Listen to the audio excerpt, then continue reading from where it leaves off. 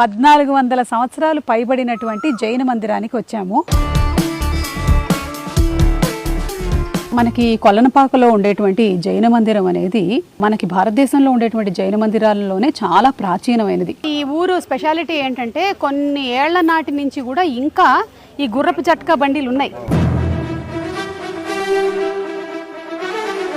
మనకి ఎలాగైతే ఒరుగల్లులో 1000 స్తంభాల గుడి ఉందో అంతే ప్రాముఖ్యత ఉండేటువంటి గుడి ఇది. ఒకటే లింగం మీద 1000 లింగాలు చెక్కి 1 కోటి లింగాలు పూర్తి చేశారు. ఈ ఒక్క లింగానికి ప్రదక్షిణ చేసి దీని కనుక పూజ చేస్తే 1 కోటి లింగాలు చేసిన ఫలితం. పిల్లలు లేని వాళ్ళు గనక వచ్చి 11 ప్రదక్షిణలు చేసి అక్కడ ముడుపు కట్టినట్టయితే పిల్లలు పుడతారు అని ఇక్కడ నమ్మకం అట. ఇది మొదటిది madam. Second Ujjain madam. Ujjain తర్వాత Kedarnath third, 4th Srisailam, Kashi 5th madam. ఇప్పుడు ఉన్న కాశీ 5th ఈ పీఠంలో.